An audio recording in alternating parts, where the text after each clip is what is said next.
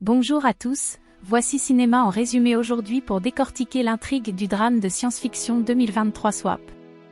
Park Chan est un acteur très populaire et riche dont le visage ne quitte jamais les écrans de télévision. Park Chan vit dans un appartement de luxe dans le centre de Séoul. Joo-yoon, l'agent et ami de longue date de Park Chan, est constamment à ses côtés, prêt à l'aider à réaliser tous les caprices de cet homme privilégié et célèbre. Ancien acteur lui aussi, mais n'ayant jamais eu de rôle important, il a décidé de devenir l'agent de son ami. Lors de la prestigieuse cérémonie des Film Awards, Park Chan devrait remporter le prix du meilleur acteur et raconter au public qu'il y a seulement 10 ans, il était un acteur pauvre, inconnu et en devenir. So-yeon, l'ancienne petite amie de Park, assiste à la cérémonie. So-yeon est venue de New York à Séoul la veille de Noël pour son exposition d'art. Mais Park Chan lui demande de se joindre à lui pour une bière ou deux dans un bar qu'il fréquentait dans sa jeunesse. L'agent dit que Park Chan, célibataire endurci, pourrait aussi avoir une famille. L'acteur se souvient qu'il y a 10 ans, il a pris la décision de rompre avec So-yeon, et la jeune fille s'est envolée pour New York afin d'étudier à l'Académie des Beaux-Arts. Park Chan s'enivre, puis Joo-yoon le met dans un taxi et se précipite chez sa famille. Le chauffeur de taxi reconnaît le célèbre acteur et lui dit qu'il semble avoir tout obtenu dans la vie. Le chauffeur lui demande alors s'il aimerait revenir 10 ans en arrière et tout changer, mais Park Chan, ivre, ne prête aucune attention à cette étrange question. L'acteur se réveille soudain dans une maison inconnue où il est accueilli par une petite fille qui l'appelle « Papa », mais il est encore plus surpris lorsqu'il voit So-yeon qui est convaincu que son mari a attrapé des écureuils après avoir trop bu. Paniqué, l'homme se précipite dans la rue où il essaie en vain d'appeler Joo-yoon, sans trop savoir ce qui se passe. Park Chan se précipite dans son luxueux appartement où il est accueilli par un inconnu qui prétend être le propriétaire des lieux, ce qui le met en rogne et déclenche un énorme scandale. Mais personne ne reconnaît le célèbre acteur et l'inconnu pense que Park Chan est l'amant de sa femme et prévoit de le passer à tabac. Mais heureusement, des agents de sécurité mettent fin à la bagarre.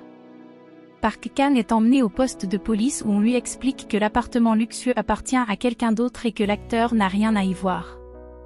So-yeon arrive, suppliant les gardes de laisser partir son mari.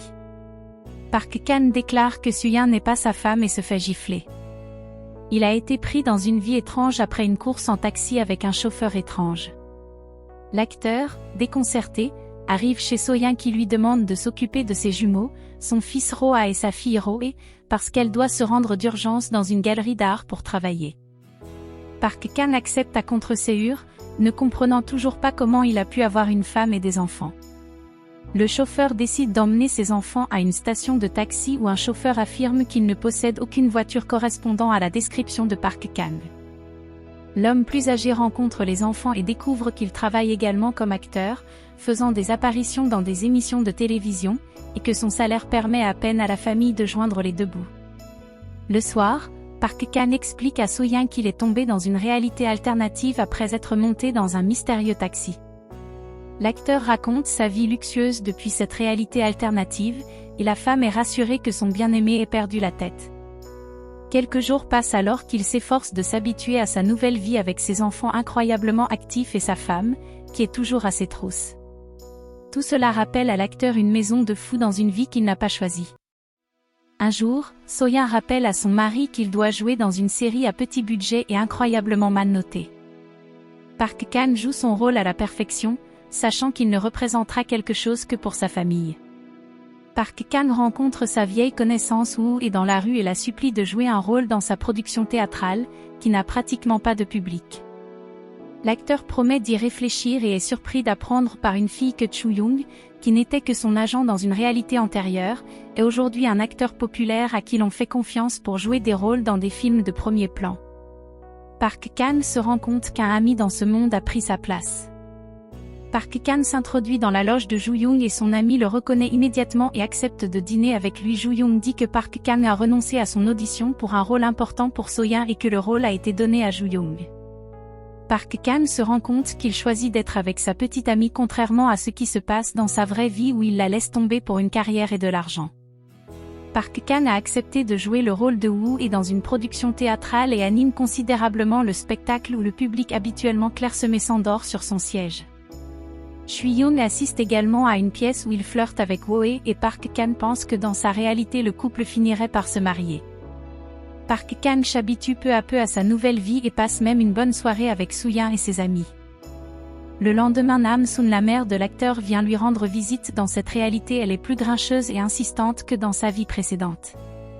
Sa mère lui conseille de trouver un bon travail et de payer beaucoup d'argent et avant qu'il ne parte elle met beaucoup d'argent dans la poche de Park Chan sachant qu'ils sont dans une mauvaise situation financière. Nam Soon lui demande également de se rendre sur la tombe de son père mais le fils ne veut pas se rendre sur la tombe parce qu'il a eu une relation très difficile avec son père.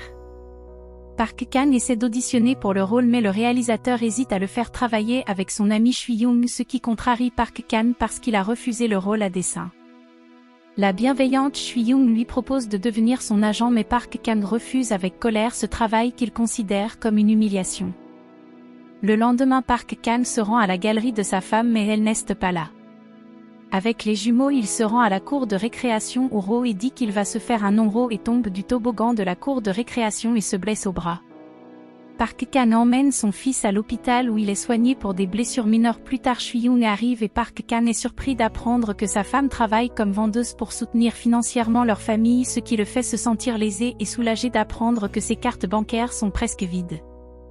Bien que Park Chan accepte à demi-mot de devenir l'âge de Shui-young, il ne se contente pas d'aider son camarade en toutes choses mais utilise également son expérience réussie en tant qu'acteur pour conseiller Shui-young sur la manière de gagner beaucoup plus d'argent en signant de gros contrats publicitaires à des conditions avantageuses. Park Chan aide même son ami à mémoriser le scénario réalisant qu'il est trop paresseux pour mémoriser des scénarios pour sa propre réalité. Lorsqu'aucun acteur convenant à un petit rôle ne peut être trouvé sur le plateau de tournage, Park Chan accepte avec enthousiasme de jouer le rôle d'une femme.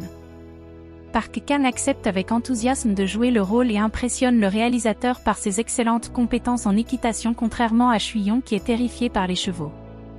Park Chan a joué plusieurs autres petits rôles avec beaucoup de dévouement et a reçu des éloges bien mérités de la part de sa famille.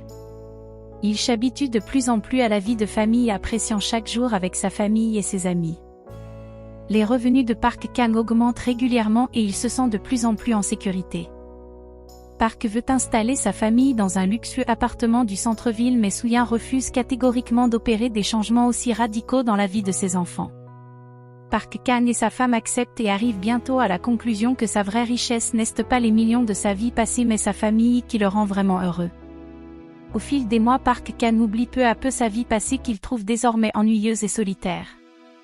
Park Chan est heureux de retrouver chaque jour sa femme et ses enfants. Il continue à travailler dur, ce qui attire l'attention du réalisateur et de nombreux spectateurs viennent apprécier sa belle performance lors de la prestigieuse cérémonie des Shui-young Film Awards. Il remporte le prix du meilleur acteur et monte soudain sur scène pour remercier Park Chan en tant qu'âge et ami sans l'aide duquel tout cela aurait été impossible. Park Chan se rend compte que son ami est une bien meilleure personne que lui après quoi ils se rendent tous deux dans un bar pour fêter le prix du film avec une bouteille de bière. Shui-young propose à son ami un grand rôle dans un film à succès. Park Chan refuse car cela l'obligerait à quitter le pays pendant quelques mois et à se séparer de sa famille. Soo-young dit qu'il est jaloux de la vie de famille heureuse de son ami et ajoute soudain qu'il va demander Woe en mariage dans quelques heures. C'est la veille de Noël et cela fait exactement 1 an que la vie de l'acteur a changé radicalement. Park Chan monte dans un taxi et le chauffeur annonce soudain que ce soir tout va revenir à la normale et que l'acteur va retrouver sa vie réussie mais solitaire. Park Chan crie qu'il ne veut rien changer mais lorsque le taxi s'arrête, l'acteur se rend compte que son père décédé depuis longtemps est au volant regrettant d'avoir été trop occupé au travail pour parler à son fils jusqu'à ce qu'il meure d'une crise cardiaque. Park Chan pardonne à son père et sort de la voiture en larmes. L'homme se précipite à la maison où il serre ses enfants dans ses bras puis s'assoit près de leur lit jusqu'à ce qu'ils s'endorment. Park Chan embrasse tendrement sa femme et reste éveillé en espérant que la journée ne finira jamais. L'acteur se réveille le matin seul dans son luxueux appartement. Park Chan est surpris d'apprendre qu'une seule journée s'est écoulée et que Soo-young est toujours à Séoul pour son exposition d'art. Park Chan dit à Shui-young de se rendre à l'audition promettant de couvrir tous ses frais puis se précipite à la galerie. Il se précipite à la galerie pour voir la peinture de la maison de son plus beau rêve mais l'artiste lui-même apparaît et Park Chan dit qu'il a quelque chose d'important à montrer à Soo-young et les mène dans la maison où ils vivaient ensemble. Park Chan raconte passionnément à sa compagne son beau rêve dont il veut faire une réalité. 2 ans plus tard, Park Chan et So Hyun se marient et donnent naissance à de magnifiques jumeaux qu'il appelle également Ro et Roa. L'acteur remercie le destin pour cette soirée magique. Que pensez-vous du film So Wishy? Partagez-le dans les commentaires. D'avoir regardé et à bientôt.